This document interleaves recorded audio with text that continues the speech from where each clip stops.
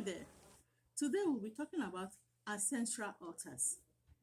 If you are there and you notice you have been having issues, problems, and you don't even know where this thing have been coming and it has lingered 2 years, 5 years, in fact, some of you, since when you've been born, you've been having this very particular issue and it's like not going anywhere. Some up to 5 years, you'll be battling with it, 10 years, and in fact, I've seen some of even 20 years, 50, even going to 30 years. And you've been in the church. You've been praying about this same thing, and there's no any shift. You are not seeing any difference. Know that you are battling with ancestral altars. Ancestral altar is something that is very, very, very, very tedious, very, very, very, very difficult to even understand. And what you don't understand, you can't even find solution to. What you don't understand, you can't even fight. Ancestral altars have made so many people run to God, to the church, looking for solutions. But the question is this: who do you even think God is? Ancestral altar is a man, a human like you in your ancestral lineage that have dedicated the whole of his lineage, getting to you and even more than you, to a particular altar.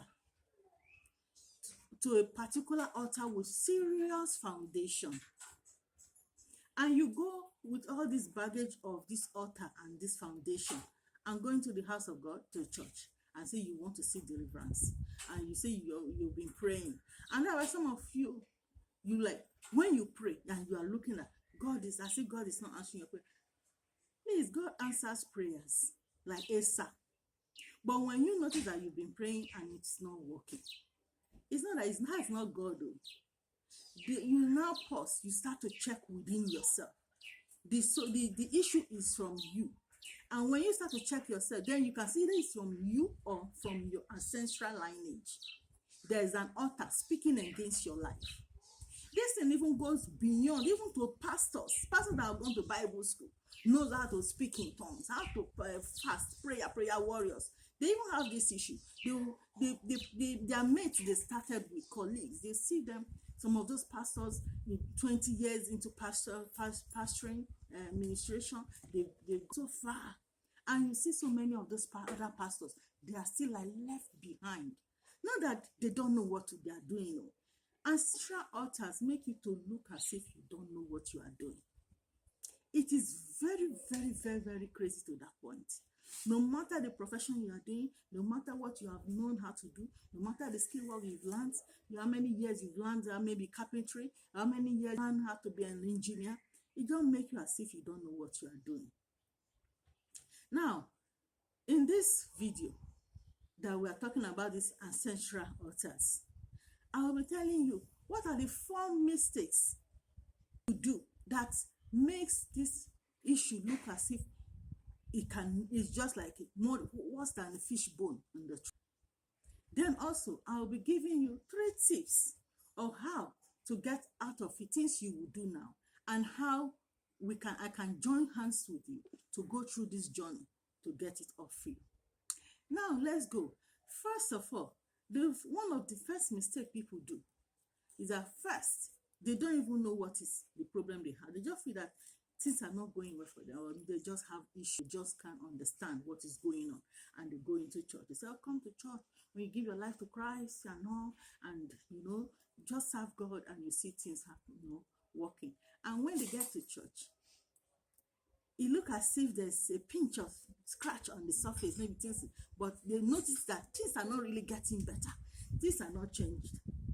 And at that point, they pray, they fast, they do everything, and they still notice that the whole thing is still like that. Have you paused and even watched pastors that have the same issue, that they even when they're even pastors, it doesn't even make it to board? That is ancestral altar speaking against your life.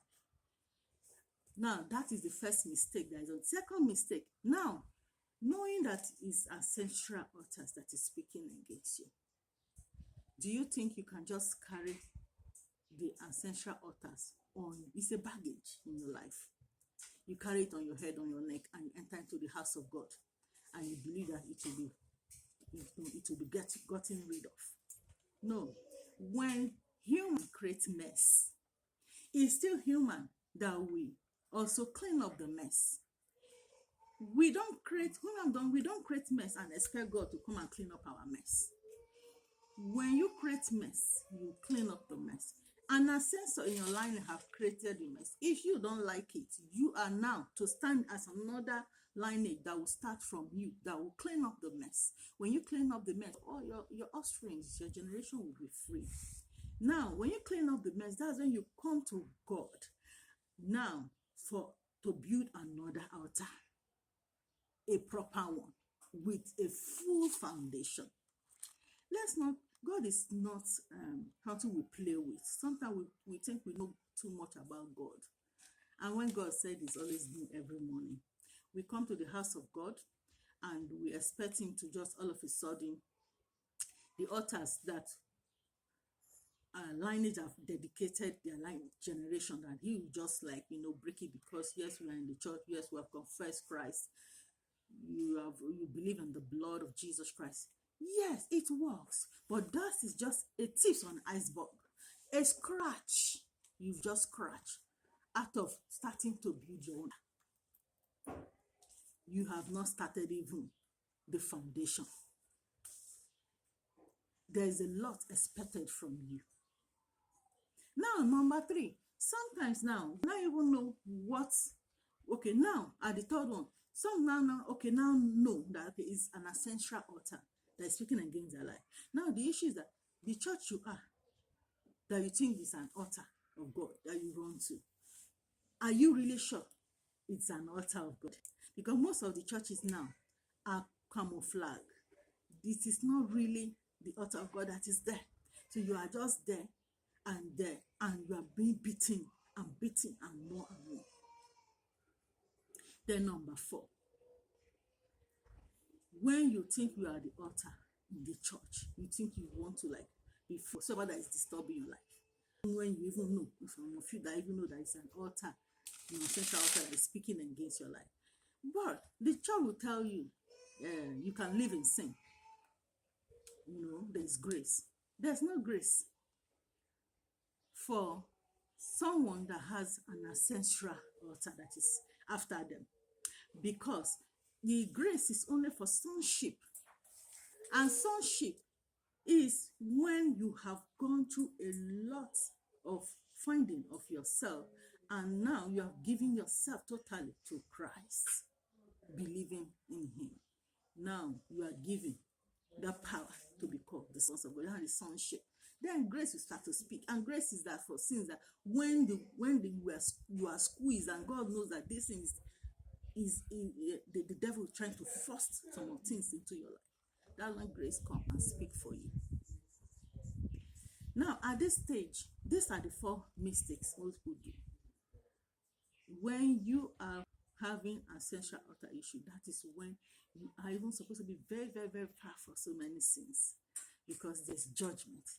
Ancestral altar has voice that is speaking to God. As you are calling God, it is calling God that these people have been dedicated to worship me, and judging you on every side that you belong to them.